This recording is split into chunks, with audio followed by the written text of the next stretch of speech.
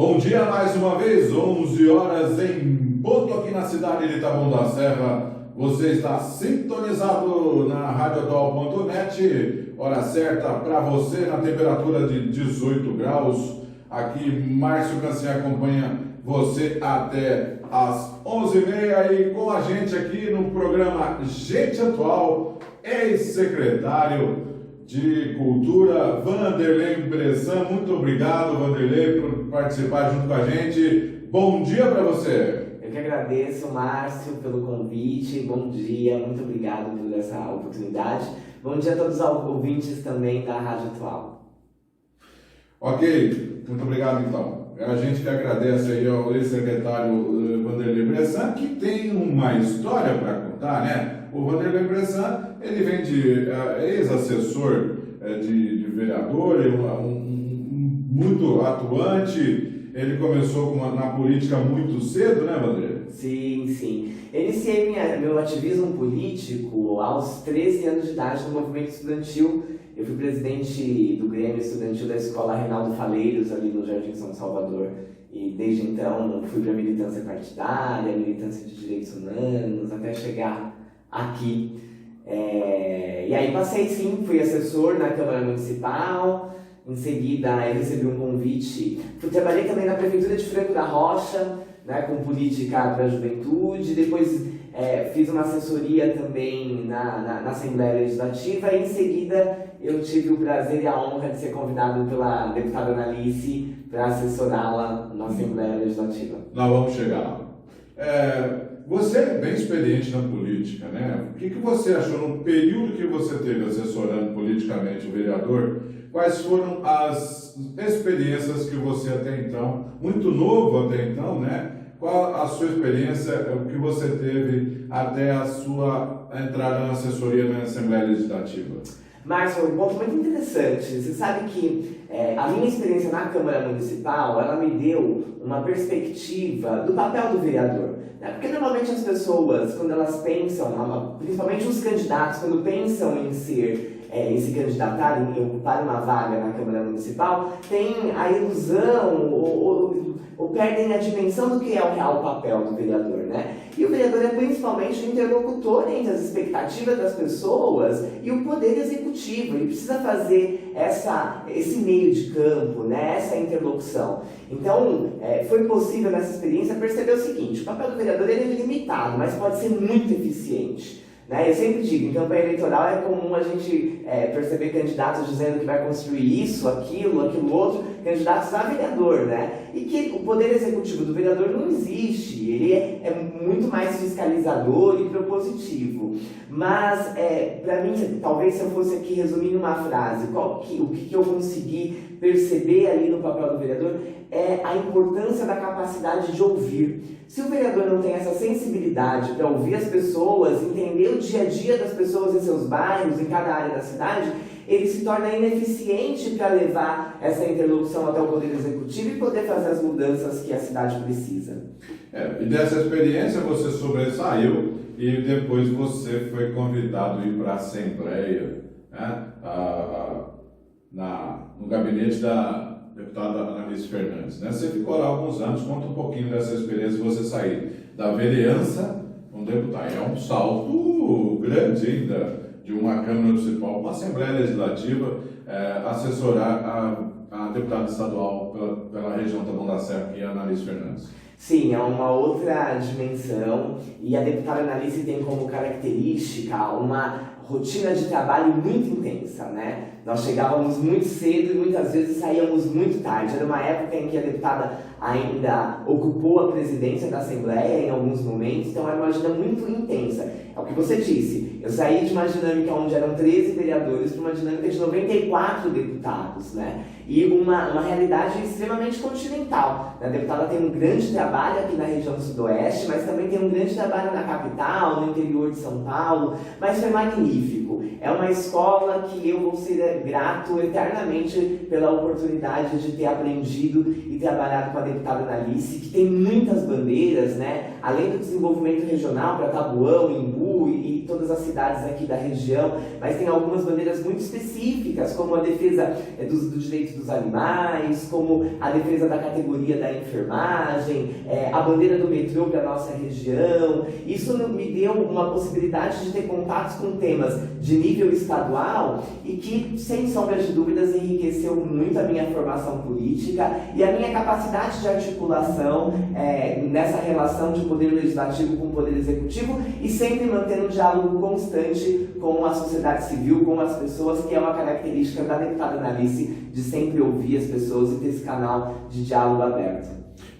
Dentre todas as ações que você citou, qual te chamou mais a atenção? Qual o trabalho que mais te chamou a atenção, o melhor trabalho que te chamou a atenção? No gabinete da deputada, eu acho que o momento mais marcante foi o momento em que a deputada estava presidindo a Assembleia Legislativa e existia um projeto de lei em que autorizava o transporte de carga viva de animal por meios marítimos, né? E existia um grupo muito consistente de deputados na Assembleia que queria aprovar essa autorização. E a deputada, de forma muito corajosa, enfrentando muitos interesses, pautou o projeto que proibia esse transporte de carga viva de animal, e o resultado foi fantástico, porque todos os ativistas dos direitos dos animais deram um apoio massivo à deputada, amparou a deputada, e naquele momento eu pude perceber o quanto eu estava ali ao lado de uma mulher muito corajosa, que não tem medo de defender as suas posições e que é uma posição também que eu defendo muito, né, Márcio?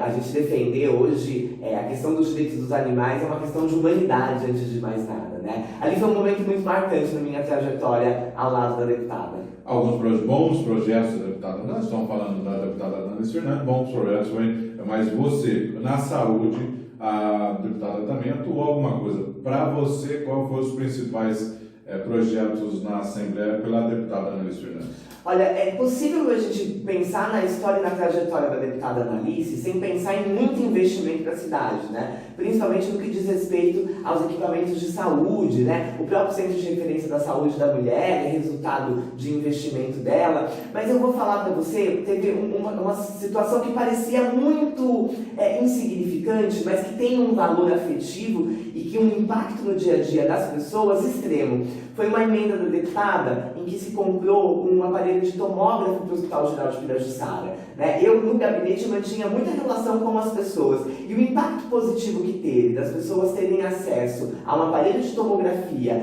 e a gente poder agilizar a fila de tomografia aqui em Taboão e da região a partir dessa aquisição do aparelho no Hospital Geral, deu um impacto muito positivo. Parece que é uma coisa muito pequena, mas para o dia a dia das pessoas, muitas vezes esperavam meses, né, 6 meses, 7 meses, 8 meses, e teria que fazer a tomografia em outra cidade, mais distante. Essa sensibilidade da deputada Analice fez com que a gente pudesse acolher e atender em saúde pública com mais qualidade as pessoas de Taboão e da região. Bom, o seu trabalho rendeu frutos para a deputada, o seu trabalho rendeu frutos para a cidade da Taboão da Serra, enfim, para o estado de São Paulo, para a questão da deputada. Você recebeu um convite para ser secretário de Cultura da cidade de Taboão da Serra. Vou fazer um parênteses. Inegavelmente, a Secretaria de Cultura em Taboão da Serra, ela vinha se arrastando, né? Ela veio com o vice-prefeito Laércio Lopes, veio com Israel Luciano, veio com a Ali, ou seja, se arrastou. Inegavelmente, também, com a sua chegada, ela teve uma diferenciação muito grande, foi da água para o vinho, mas vamos iniciar o seguinte, Vanderlei. Quando você recebeu esse convite, você já esperava? Você já tinha essa informação? Como é que foi? Você recebeu o convite para ser secretário de Cultura da cidade de Taboão da Serra. Como é que foi esse convite e como você recebeu? Márcio, eu acho que esse vai ser um dia marcante na minha vida. Eu estava há 8 meses apenas na assessoria da deputada Analice e o prefeito me fez esse convite, por quem eu serei eternamente grato pela oportunidade de ter desenvolvido esse trabalho e ter tido contato com pessoas maravilhosas que fazem cultura na cidade.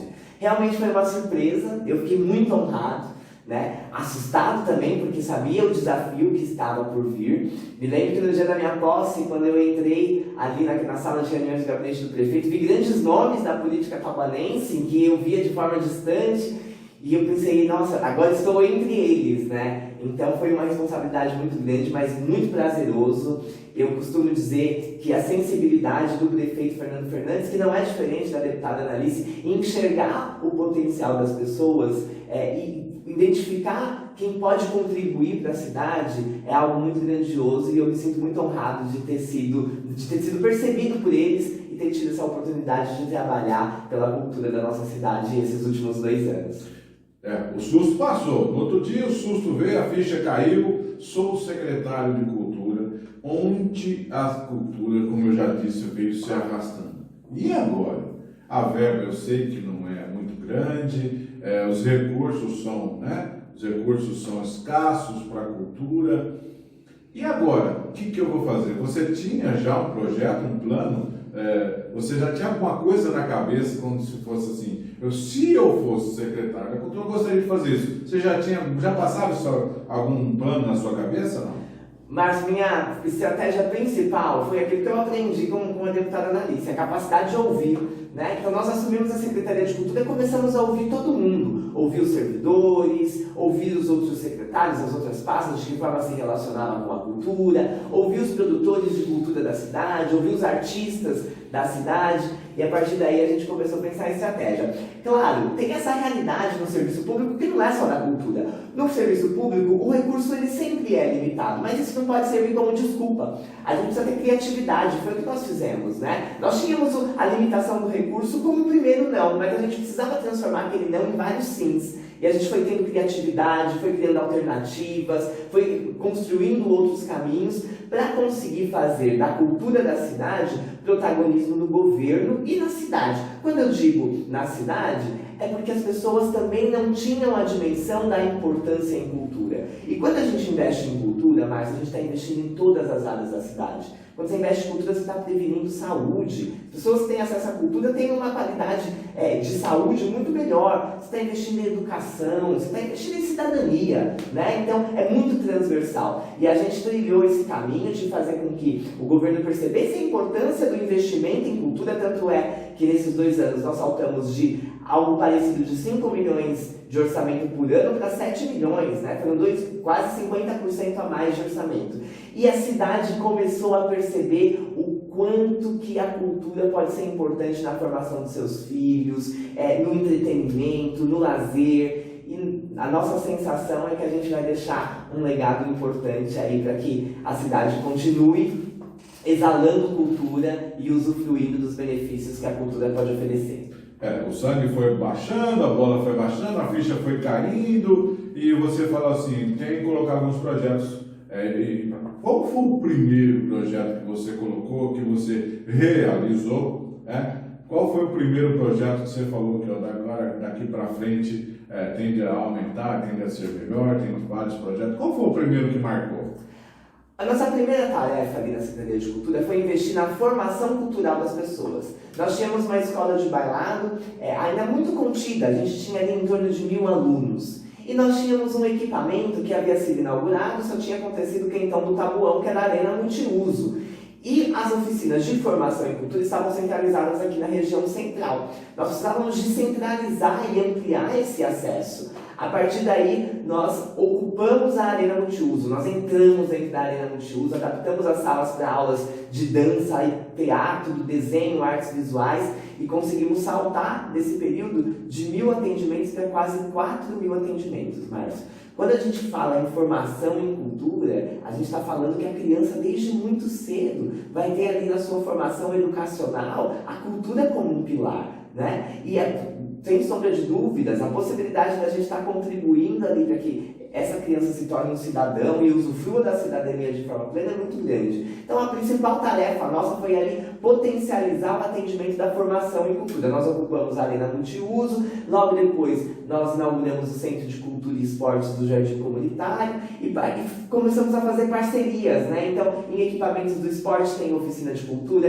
em equipamento da saúde tem oficina de cultura, em equipamento da assistência social tem oficina de cultura. A gente conseguiu descentralizar o acesso à cultura. Antes você tinha que vir só no centro para ter acesso a uma oficina cultural. Hoje, em qualquer região da cidade, você tem ali um parceiro financiado pela prefeitura para a gente oferecer oficina de cultura.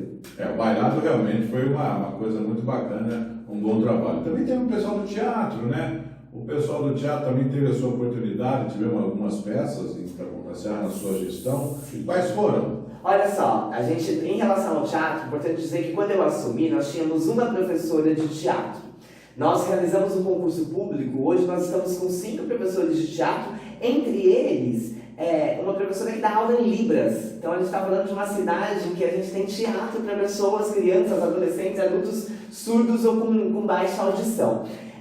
Nós fortalecemos a formação em teatro, então hoje a gente deve ter em torno de 500 alunos só na oficina de teatro, mas também nós começamos a fazer uma interlocução com os coletivos de teatro da cidade e conseguir oferecer uma agenda cultural de teatro para a cidade. Essa uma das parcerias é uma parceria com um grupo que eu tenho no meu coração, tenho muito orgulho, que é o Grupo Clariô, né? Nós fomos parceiros na mostra Mário Pazini de Teatro do Gueto, que aconteceu ano passado, que teve uma agenda intensa de teatro para a cidade, mas também nós recebemos grandes nomes aqui em Tabuão, né? Como a atriz Helena Ranaldi, que veio fazendo uma peça de teatro aqui no CEMUR, através de uma parceria com o governo do estado de São Paulo, o governador João Dória, que abriu essa possibilidade aqui para Tabuão também. Bom, cultura não é só dança, não é só teatro, né? E nós tivemos vários shows, né? Alguns shows no CEMUR que lotou lá a capacidade máxima do CEMUR. Fala um pouquinho como é que foi essa ideia de trazer alguns covers também, né? Alguns shows de covers que eu me lembro, a gente acompanhou. Fala um pouquinho dessa ideia de trazer a questão de shows, porque para muitos para a cidade de Taboão da Serra tem a oportunidade de ir a São Paulo, assistir um show, mas muitos também, muito mais, não tem condições de ir a São Paulo assistir um show gratuito, sentadinho, bonitinho, vendo o show. Conta um pouquinho dessa oportunidade de shows, como é que foi a ideia? Márcio, a arte, em especial a música, ela é capaz de afagar o coração de qualquer ser humano, né? Então o poder de transformação que a música tem é fantástico. Antes de falar dos shows, queria falar aqui do Quentão do Tabuão, né? Que também é um espaço onde a música é apoiada, né? Primeiro com os artistas locais, e na nossa gestão a gente trouxe alguns nomes da música do forró, do sertanejo, do cenário nacional, para que a cidade pudesse ter acesso, né? Porque muitas vezes falta recurso, e eu acredito que a cidade precisa oferecer uma agenda cultural intensa, né? Público recorde, né? Ele se apresentou lá, vamos voltar então com Quentão do Tabuão, que acontece em julho, né? Acredito infelizmente esse ano não teremos. Não teremos, mas uma atividade de alguns artistas da banda se apresentar com um número recorde de pessoas assistindo ali, né? Participando. Sim, Quentão do Tabuão é um grande sucesso. Mas em relação à música, eu sempre escuto uma crítica, eu moro ali no Pilar de Salles, sempre escuto uma crítica, mas as crianças agora, os adolescentes só pensam no pancadão. E aí eu me peguei pensando, o que nós, enquanto governo, enquanto sociedade, oferecemos como alternativa? Né? Como que a criança vai gostar de música popular brasileira, o adolescente vai se interessar por música popular brasileira, se ele não tem acesso? Além disso, tem uma questão de um sentimento de pertencimento à cidade, uma relação de afetividade com a cidade. Então nós começamos a criar no CEMUR shows gratuitos, com ambiente familiar, com mesinhas, todo mundo muito bem acomodado, sentadinhos durante o show. E nós fizemos aqui alguns grandes shows que me orgulham muito, né? Nós fizemos uma homenagem a Maria Bethânia, em que a cantora Lilian Stella veio a Tabuão fazer um repertório de grande sucesso da Maria Bethânia. Logo depois ela voltou para fazer Elis Regina. Tivemos ainda um grupo cover dos Beatles que foi um grande sucesso e as pessoas puderam ter acesso gratuitamente a esse grande nome da música internacional. E por fim, o último show nosso foi uma homenagem a Caetano Veloso, que também é um grande nome da música popular brasileira, da Jovem Guarda, e que marcou uma época no nosso país e que a gente pôde também oferecer música de qualidade aqui para os taboanenses. Eu vou citar, todos os shows foram maravilhosos, mas o Beatles, do Beatles, né, esse cover dos Beatles, marcou muito, porque quando você vê o show, ao final a plateia levanta, aplaude, tudo bem, tudo normal, perfeito, não que os outros não sejam, mas no show dos Beatles o pessoal parecia aquele dia ter se encantado, levantando, todo mundo em pé, dançando, né? Começaram a dançar nas últimas músicas. Realmente, parabéns, esse foi um show que as pessoas não esperavam, chegaram lá assim meio que não acreditando muito, né? Como será? Como será? No final todo mundo levantou da som, foi emocionante, muito bacana, foi bacana mesmo esse show. Tomara que os próximos secretários, próximos governos também pensam nisso, que pegue a ideia e continue, né? Márcio, se você me permite, tem algo muito importante da gente dizer em relação a isso, né? Que é a importância da arte e da cultura. Você tem essa sensibilidade, você estava lá no Semur, você percebeu o quanto que a arte moveu as pessoas ali, motivou e o benefício, mas a pandemia tem nos ensinado isso. O que nós temos feito no momento da pandemia? Qual que é a nossa saída para afagar a vida, para fazer a gente pensar, para fazer a gente refletir? É a arte, né? É a série, é o livro, é a música. Então, não existe uma sociedade que não vive cultura, uma sociedade que não vive a arte, é uma sociedade que perde a sua identidade. E a gente não pode permitir que isso aconteça em Taboão. Exatamente, vou fazer um parênteses, porque toda a pandemia tem que ter uma coisa boa. Claro. Né? E as pessoas leram mais, né? Elas leram, elas desenhavam, elas faziam arte, elas ouviram muita música, porque alguns condomínios teve música, ou seja, a arte, a pandemia trouxe alguma coisa, pelo amor de Deus, não estou dizendo que é muito difícil falar sobre isso, mas as pessoas tiveram que se apegar àquilo, né? A arte, que pelo menos, né, que nunca desenhavam, faziam isso, pegavam com as crianças, brincavam, curtiam, né, assistiam filmes, quer dizer, toda a arte, a cultura, pelo menos alguma coisa veio de bom, né? Durante a pandemia, a minha amiga Marta Souza, que inclusive já esteve aqui com você, que foi candidata no The Voice e que mora em Taboão, nós fizemos uma ação de levar ela em alguns condomínios da cidade. Exato. A sensação, Márcio, é que a voz da Marta chegava na sacada das pessoas como um grande abraço afetivo, de força. Nós vamos passar por isso.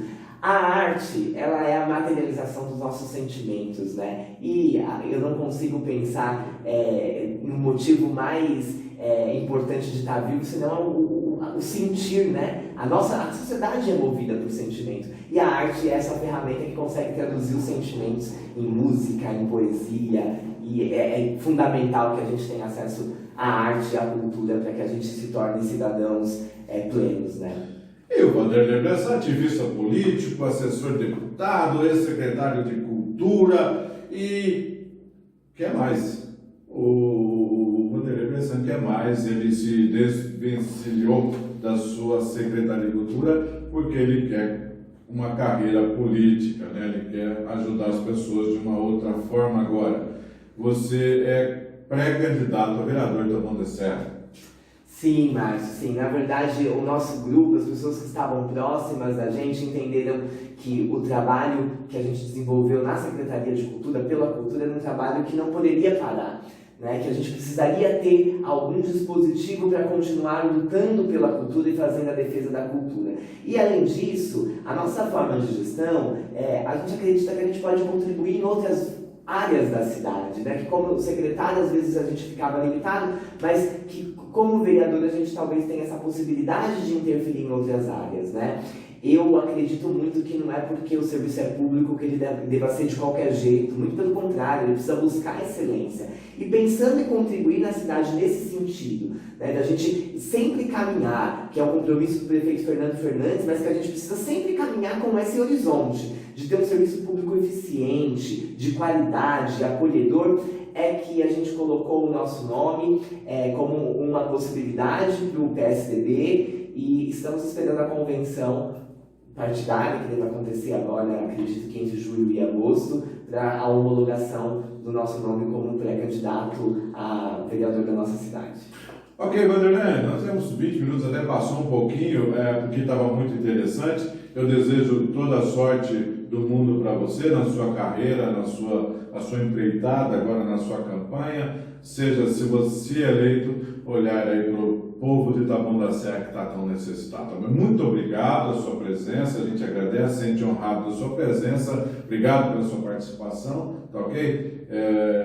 E fica aí para você uma palavra aí para a rapaziada. Muito obrigado, Márcio, eu que tenho que agradecer a toda a equipe da Rádio e TV Atual, que é um veículo de comunicação importante aqui da nossa cidade. Muito obrigado pelo espaço, muito obrigado a todos que ouviram e participaram aqui desse nosso bate-papo e dizer que você que acredita que a cultura seja importante, que o esporte, que a formação em esporte seja importante na formação das pessoas, você que acredita que o mundo só pode ter uma outra cara através de investimento em educação, fica aí o meu convite para que a gente continue batendo papo, que a gente continue refletindo e pensando em caminhos para a gente continuar construindo uma cidade desenvolvida, humana, acolhedora e principalmente com justiça social.